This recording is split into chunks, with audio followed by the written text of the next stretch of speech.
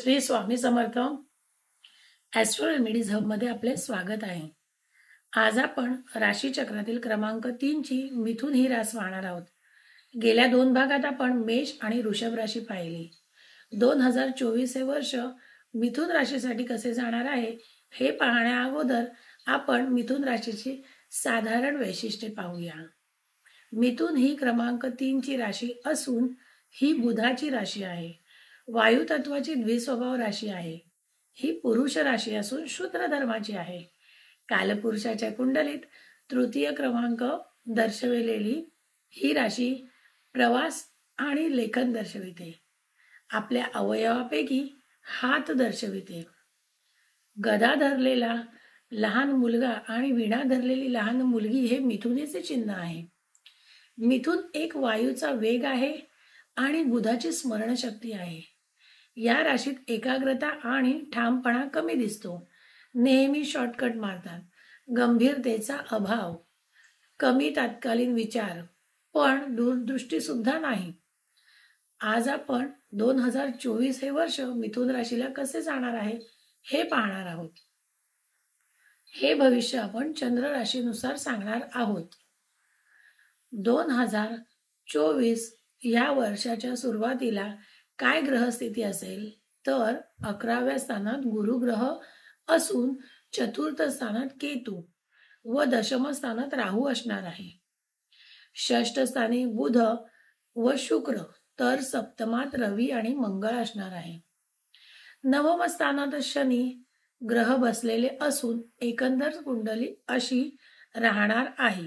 सगळ्यात पहिले आपण पाहूया गुरु ग्रह काय फळ देतील. 2024च्या एप्रिल पर्यंत गुरु 11व्या स्थानात राहतील. नंतर मात्र मे महिन्यापासून गुरु 12व्या स्थानात जाणार आहेत. सध्या गुरु 11व्या स्थानात आहेत तर ते सप्तमावर दृष्टी टाकत असून तुमचं मॅरेज लाईफ चांगले चालले असेल. फिरण्याचे योग असतील, नातेसंबंध चांगले असतील. विवाह इच्छुकांनी लग्न करायचे असल्यास एप्रिल पर्यंत योग चांगले आहेत. तुम्हाला एखादा नवीन बिझनेस करून तुम्हाला पार्टनरशिप करायची असेल तर त्यासाठी सुद्धा योग चांगले आहेत.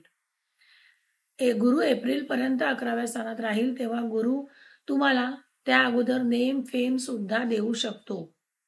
काही अवॉर्ड्स मिळू शकतात. तुम्ही सन्मानित होऊ शकता. गुरुची 5व्या स्थानावर सुद्धा दृष्टी आहे.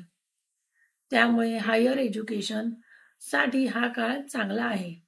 तसेच 7व्या स्थानाचा व 10व्या स्थानाचा अधिपती मे महिन्यात जेव्हा 12व्या स्थानी जाईल तेव्हा वैवाहिक जीवनात अडचणी, ताणतणाव येऊ शकतात.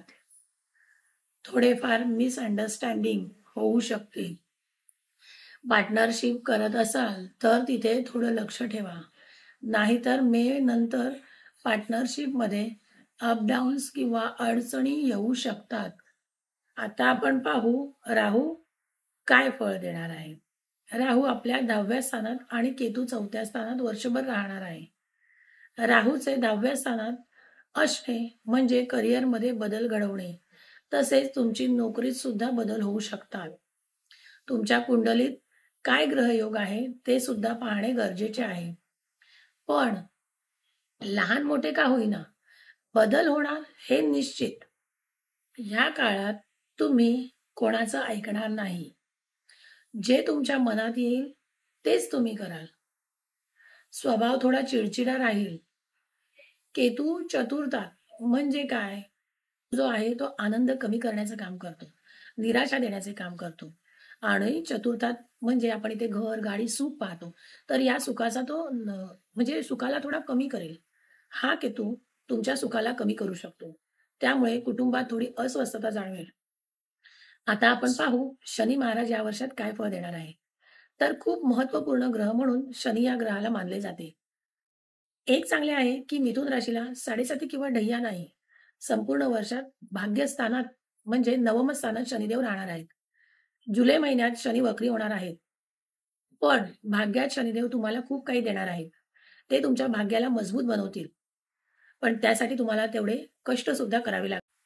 जुलैच्या अगोदर खूप चांगली ग्रहस्थिती आहे. स्टॉक मार्केट मध्ये फायदा होऊ शकतो. नवीन वस्तू खरेदी करायचे योग आहेत. उच्च शिक्षणासाठी सुद्धा हे स्थान चांगले आहे. मात्र जुलै नंतर शनी वक्री होणार आहे. हे शनिदेव अष्टमात येणार आहे. त्यामुळे तब्येतीची काळजी घ्या. उपाय सांगते आता. या वर्षी तुम्हाला बुधाचा बीज मंत्र करायचा आहे. गणपती उपासना, हनुमान चालीसा आणि न विसरता रोज सूर्याला पाणी घाला. जमत असल्यास गवतावर चाला. आता पुढच्या भागात आपण कर्क रास पाहणार आहोत.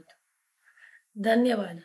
जर माझ्या छोट्या छोट्या टिप्स आणि माझं राशी भविष्य तुम्हाला आवडत असेल तर आपलं चॅनल लाईक, शेअर आणि सबस्क्राईब करायला विसरू नका.